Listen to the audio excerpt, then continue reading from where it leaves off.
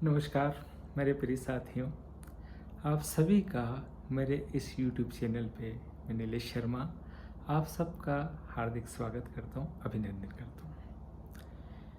मेरे साथियों, मैं आपसे एक बात और कहना चाहता हूँ कि कई बार मैं ऐसा कहता हूँ कि मेरा चैनल है, इस पे मैं स्वागत करता हूँ तो मुझे संकोच होता है। मैं आपसे ये कहना चाहता हूँ कि चैनल मेरा नहीं, ये चैनल आपका है, हम सबका है। इसमें आप अपनी बातें मेरे साथ बेबाकी से रख सकते हैं, मैं अपनी बात भी आपके साथ उसी तरह से रखूँगा। यदि टू वे ट्रैफिक होगा तो हमें बहुत आनंद आएगा बातचीत करने में, क्योंकि जैसा आपको पता है, मुझसे घर वालों ने, मेरे साथियों ने बड़े प्यार से आग्रह पूर्वक ये चैनल चालू करवाया है। तो इसका आनंद जब ही है जब आप भी मुझसे कुछ प्रश्न पूछें अपना चैनल समझ के, और मैं भी पूरी तरह से प्रयास करूँगा ये समझ के कि आप मेरे और अपने हैं। साथियों, आज मैं बात करने वाला हूँ उस टॉपिक पर जो कि थोड़ा सा अनछुआ सा है। अक्सर हम पत्रिका और वास्तु के बारे में ही सोचते हैं, लेकिन इसके पीछे की कुछ हिडन वजह के बारे में आप सोचते हैं जो कि छुपी हुई होती है। हमें पता तो लगता है, महसूस भी होता है, लेकिन हम कई बार उसको कह नहीं पाते हैं। मैं प्रकाश डालना चाहूँगा उस बात पर। कई बार हम अपने इष्ट मित्रों के यहाँ, अपने परिचित के यहाँ कई बार मिलने जाते हैं और वो भी हमारे यहाँ मिलने आते हैं। तो कई बार आपको ऐसा लगेगा जब आप उनके यहाँ मिलने जाते हैं तो आपको कुछ अच्छा नहीं लगेगा। कभी कभी किसी के घर जाते हैं तो आपको लगता है कि उनके घर जाते से ही आपके सिर में हल्का हल्का सा दर्द होने लगा, जबकि उन्होंने आपको बड़े प्यार से बुलाया है, प्रेम से बुलाया है, आग्रह पूर्वक बुलाया है। लेकिन कई बार आप वहाँ जाते हैं, आपके सिर में दर्द लगता है, आपको वहाँ कुछ अच्छा नहीं लगता है। कई बार आपको लगता है कि कब ये बात ख़त्म हो और मैं इनसे विदा लूँ। और कहीं इसी बात का कुछ उल्टा भी होता है।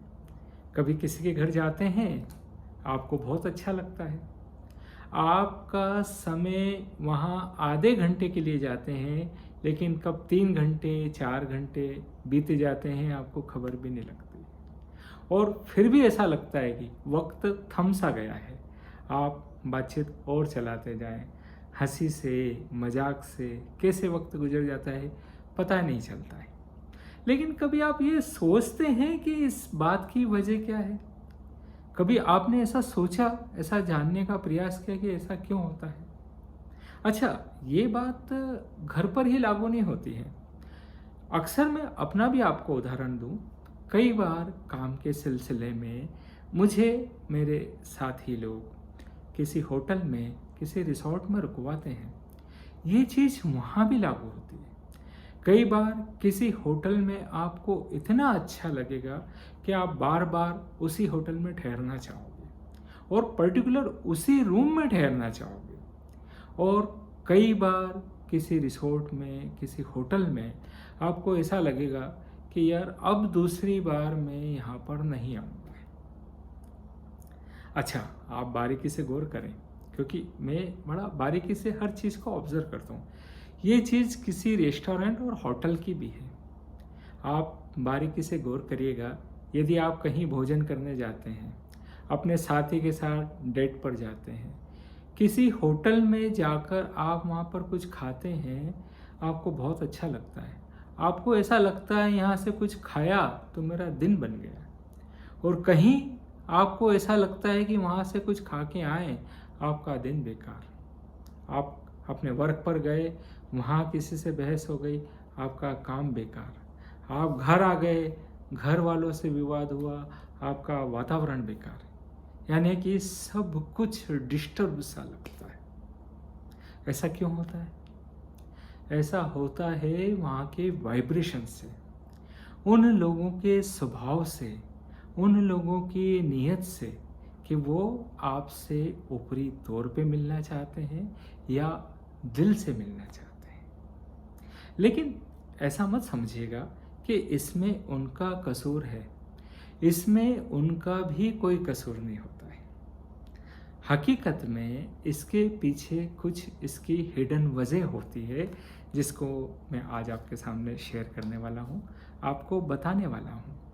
और आपको ये काम की चीज़ ऐसी लगेगी कि आप अपने जीवन में इसको अप्लाई करेंगे तो निश्चित रूप से आपका ऑरा, आपकी बातचीत, आपका वातावरण बदल जाने वाला है। इतना ही नहीं, आप कहीं जाएंगे तो अपना वातावरण अपने साथ में लेके जाएंगे। तो दोस्तों, अभी इस बात को शुरू करने के पहले मैं आपसे एक बात कहना चाहूँगा। कुछ दिन पहले मैंने मेरी एक सेकंड वीडियो डाली थी, जिसमें किसी एक सब्सक्राइबर ने बहुत अच्छा प्रश्न पूछा था। वो प्रश्न ये पूछा था कि यदि मेरे 10वें घर में केतु विराजमान है तो इसके क्या परिणाम होंगे। दोस्तों, प्रश्न बहुत अच्छा था, आप सबके काम का प्रश्न है, और ऐसे काम का है कि इस तरह के प्रश्न, यदि आपके 10वें घर में केतु है, आपके चतुर्थ घर में राहु है, या विपरीत मान लें आपके चतुर्थ घर में केतु है, आपके 10वें घर में राहु है, तो यह इन बातों को बताता है कि आपका घर कैसा होगा, आपका परिवार कैसा होगा, आपका वातावरण कैसा होगा, और इस बात से वहाँ के वाइब्रेशन आपको महसूस होते हैं। किसी वास्तुविद को, किसी ज्योतिष को पत्रिका दिखाने से आपको ये पता लगता है कि मेरे घर पे वास्तु दोष है या नहीं है। आपकी पत्रिका ये बताती है, आपकी पत्रिका में यह कारण छुपे होते हैं कि आपका घर घर है कि आपका घर स्वर्ग है। क्यों? उसमें आपका कोई कसूर नहीं है, आपके साथ वालों का भी कोई कसूर नहीं है। पत्रिका में जन्म के समय अगर घर की स्थिति ऐसी हो जाती है, जिन ग्रहों को जिस घर में नहीं बैठना चाहिए, यदि वो उस घर में आते हैं तो वहाँ के वातावरण को भी बदल देते हैं। उदाहरण आपको दूंगा कि किसी की पत्रिका में राहु और केतु किसी विशेष जगह पर विद्यमान है, तो पत्रिका ये बताती है कि उसका घर किसी चौराहे पर होगा, उसका घर प्रख्यात होगा, उसका घर किसी महल के समान होगा। यदि आप वहाँ जाएंगे तो आपका मन इतना लगेगा कि आप 10 मिनट के लिए गए, आप 2 घंटे वहाँ रुक कर आएंगे, और आपका दिल बार बार कहेगा कि मैं वहाँ पर जाऊँ, उनसे मिल के आऊँ, उनसे बातचीत करके आऊँ।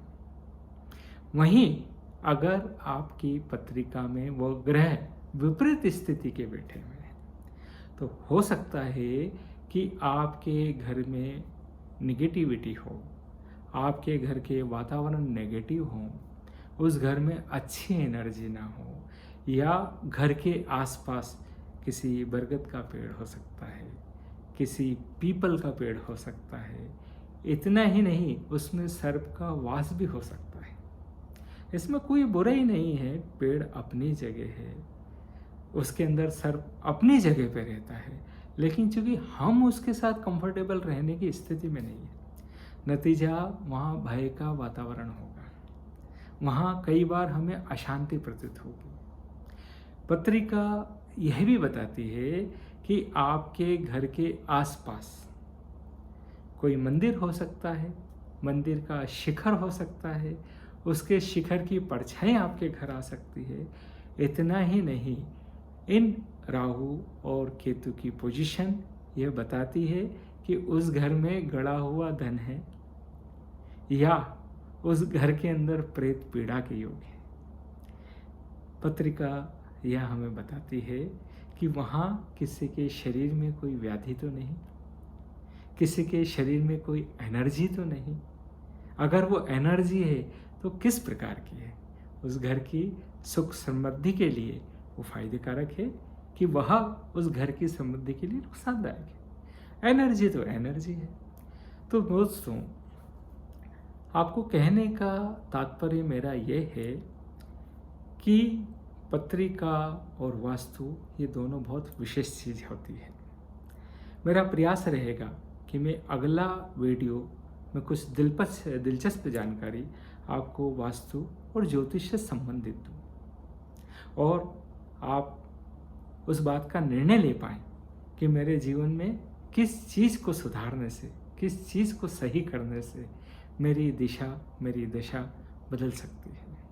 तो ये वीडियो आपको कैसा लगा, इस बात पर अपनी राय ज़रूर दीजिएगा और अपने कीमती कमेंट्स मुझे ज़रूर दीजिएगा।